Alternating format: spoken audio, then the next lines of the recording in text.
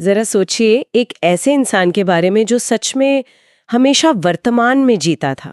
एक ऐसा व्यक्ति जिसके लिए मतलब हर मुलाकात पहली मुलाकात थी, हर चेहरा एक अनजाना चेहरा था, और हर दिन एक बिल्कुल नया दिन। हाँ, क्योंकि वो कोई भी नई याद बना ही नहीं सकता था। और ये कोई फिल्मी कहानी नहीं है, ये असल कहानी है हेनरी मॉलिसन की। विज्ञान की दुनिया में उन्हें HM के नाम से जाना जाता है। HM एक ऐसा इंसान जिसकी दिमागी हालत ने वैज्ञानिकों को दिमाग के बारे में सब कुछ फिर से लिखने पर मजबूर कर दिया। बिल्कुल। और आज हमारे पास जो स्रोत है वो सिर्फ HM की कहानी नहीं बताते, वो इसे लर्नोग्राफी और ब्रेन पेज थियोरी जैसे सीखने के नए सिद्धांतों से भी जोड़ते हैं। तो आज हमारा मकसद सिर्फ एक कहानी सुनाना नहीं है, बल्कि ये पता लगाना है कि HM की ये दुखद कहानी हमारे बच्चों के क्लासरूम के बारे में क्या बताती है। तो कहानी शुरू होती है हेनरी गुस्टाव मॉलिसन से। हाँ, एक आम अमेरिकी नागरिक, पर उनकी जिंदगी बिल्कुल आम नहीं थी। उन्हें बचपन से ही मिर्गी के बहुत बहुत गंभीर दौरे पड़ते थे। इतने गंभीर कि वो एक सामान्य जीवन नहीं जी सकते थे। नौकरी करना, बाहर जाना सब मुश्किल था। और ये बात है 1950s के दशक की। हाँ, तब इलाज के ज्यादा विकल्प नहीं थे। तो एक न्यूरोसर्जन ने एक बहुत ही कह सकते हैं साहसिक और प्रयोगात्मक सर्जरी करने का फैसला किया। प्रयोगात्मक मतलब उन्हें पक्का पता नहीं था कि नतीजा क्या होगा। बिल्कुल नहीं। उनका अंदाजा था कि दौरे दिमाग के एक खास हिस्से, मीडियल टेम्पोरल लोब से शुरू हो रहे हैं। तो उन्होंने सोचे क्यों ना उस हिस्से को ही निकाल दिया जाए। और 1953 में जब HM सिर्फ 27 साल के थे, उनकी ये सर्जरी हुई। हाँ, सर्जन ने उनके दिमाग के दोनों तरफ से मीडियल टेम्पोरल लोब के हिस्सों को हटा दिया। इसमें एक बहुत जरूरी हिस्सा भी शामिल था, हिप्पोकैम्पस। हिप्पोकैम्पस।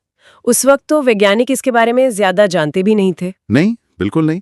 सर्जरी के बाद एक अच्छी खबर आई और एक बहुत बुरी। अच्छी खबर ये थी कि उनके मिर्गी के दौरे लगभग बंद हो गए। हाँ, उनकी जिंदगी इस लिहाज से तो बेहतर हो गई।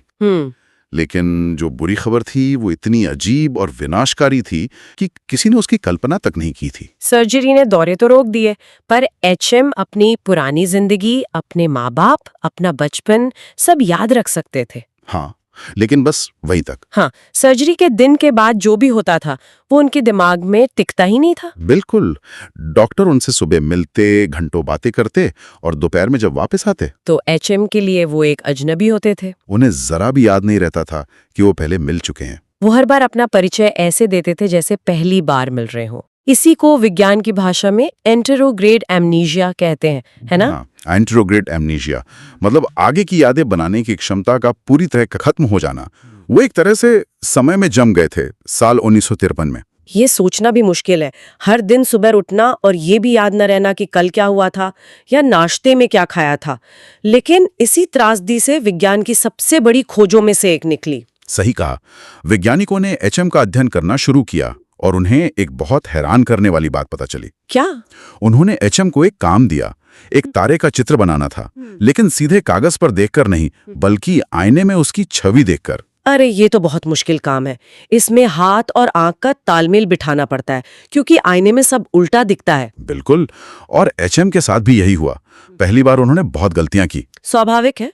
अगले दिन जब वैज्ञानिक वापस आए तो HM को कुछ भी याद नहीं था, न वो वैज्ञानिक न वो काम। उन्होंने कहा, मैंने ये पहले कभी नहीं किया। लेकिन जब उन्होंने चित्र बनाना शुरू किया तो उन्होंने पहले दिन से ही काफी कम गलतियां की। अच्छा। तीसरे दिन उन्हें फिर कुछ याद नहीं था, पर उनका प्रदर्शन और भी बेहतर हो गया। और ऐसा कई बार करने के बाद वो उस चित्र को लगभग परफेक्ट बनाने लगे थे। जबकि हर बार वो यही कहते थे कि मैं ये काम पहली बार कर रहा हूँ। हाँ, हर बार। वाह, ये तो कमाल है। इसका मतलब उनके दिमाग का कोई हिस्सा तो सीख रहा था, कुछ तो याद रख रहा था, भले ही उनके सचेत मन को इसका पता नहीं था। आपने बिल्कुल सही नब्ज पकड़ी है। एक दिमाग में जैसे दो अलग अलग दिमाग काम कर रहे थे। इसी एक प्रयोग ने स्मृति के बारे में हमारी पूरी समझ को बदल दिया। वैज्ञानिकों को एहसास हुआ कि मेमोरी कोई एक चीज नहीं है, ये दो अलग अलग सिस्टम हैं। दो सिस्टम? हाँ, पहला है डिक्लेरेटिव मेमोरी। अच्छा, तो एक मेमोरी वो है जो हम बता सकते हैं, फैक्ट्स, नाम, चेहरे, घटनाएं, जैसे देश की राजधानी क्या है, ये क्या वाली मेमोरी है? एकदम सही। और ये मेमोरी हिप्पोकैम्पस पर बहुत ज्यादा निर्भर करती है, जो HM की सर्जरी में निकाल दिया गया था।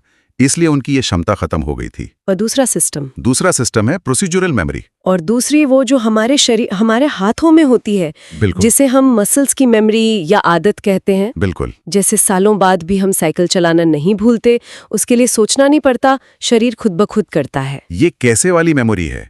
आपको याद नहीं करना पड़ता कि पैडल कैसे मारना है, आपके हाथ और पैर खुद ब खुद करते हैं। एचएम के साथ भी यही हो रहा था। उनका दिमाग भूल जाता था, पर उनके हाथ नहीं भूलते थे। उनका शरीर सीख रहा था, और ये मेमोरी दिमाग के दूसरे हिस्सों जैसे सेरिबेलम और बेसल गैंग्लिया पर निर्भर करती है, जो उनकी सर्जरी में सुरक्षित थे। तो एक मिनट, अगर एचएम का दिमाग कैसे करना है ये तो सीख रहा था, लेकिन क्या सीखा है ये याद नहीं रख पा रहा था। तो इसका हमारे सीखने के तरीकों के लिए क्या मतलब है? क्या हम स्कूलों में सिर्फ क्या सिखाने पर यानी डिक्लेरेटिव मेमोरी पर ही सारा जोर दे रहे हैं? मुझे लगता है यहीं पर लर्नोग्राफी और ब्रेन पेज थ्योरी की बात आती है। हाँ, बिल्कुल। यहीं पर यह कहानी आज के लिए बहुत ज्यादा प्रासंगिक हो जाती है।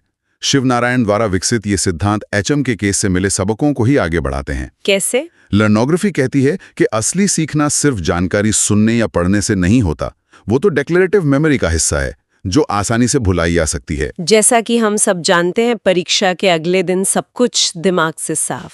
ठीक वैसा ही लर्नोग्राफी के अनुसार असली और टिकाऊ सीखना तब होता है जब हम शारीरिक रूप से कुछ करते हैं, उसे बार बार दोहराते हैं, यानी जब हम प्रोसीजरल मेमोरी का इस्तेमाल करते हैं। हाँ, इस सिद्धांत में एक बहुत दिलचस्प शब्द है, ब्रेन पेज। ब्रेन पेज, इसका क्या मतलब है? दिमाग का पन्ना?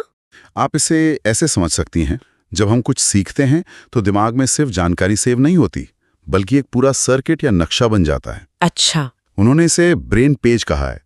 सोचिए, जैसे आप किसी नई जगह का रास्ता सीखते हैं, पहली बार मैप देखती हैं, हर मोड़ याद रखती हैं, लेकिन 100 बार उस रास्ते से गुजरने के बाद पैर खुद ब खुद मुड़ते हैं, सोचना नहीं पड़ता। सही, वो रास्ता आपके दिमाग में एक पक्के ब्रेन पेज की तरह छप गया है।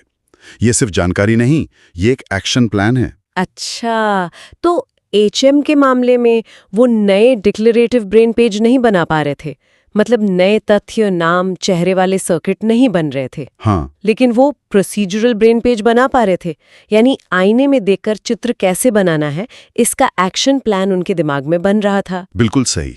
उनकी कहानी इस सिद्धांत का सबसे बड़ा सबूत है। सीखना सिर्फ शब्दों में नहीं, हमारी क्रियाओं में, हमारी आदतों में बसता है, और यह हमें सीधे आज की शिक्षा प्रणाली पर ले आता है। हाँ, स्रोत में एक बहुत ही चौंकाने वाली लाइन है। लेखक शिव नारायण कहते हैं, जब क्लास में बहुत ज्यादा पढ़ाया जाता है तो छात्र का एमिगडाला हाईजैक हो जाता है और ज्ञान हस्तांतरण के रास्ते में हिप्पोकैम्पस ब्लॉक हो जाता है। ये सुनने में बहुत गंभीर लगता है। क्या इसका मतलब ये है कि हमारे क्लासरूम का तरीका ही सीखने के खिलाफ काम कर रहा है? इस कथन को समझते हैं। एमिगडाला हमारे दिमाग का एक तरह से अलार्म सिस्टम या डर का केंद्र है। ओके।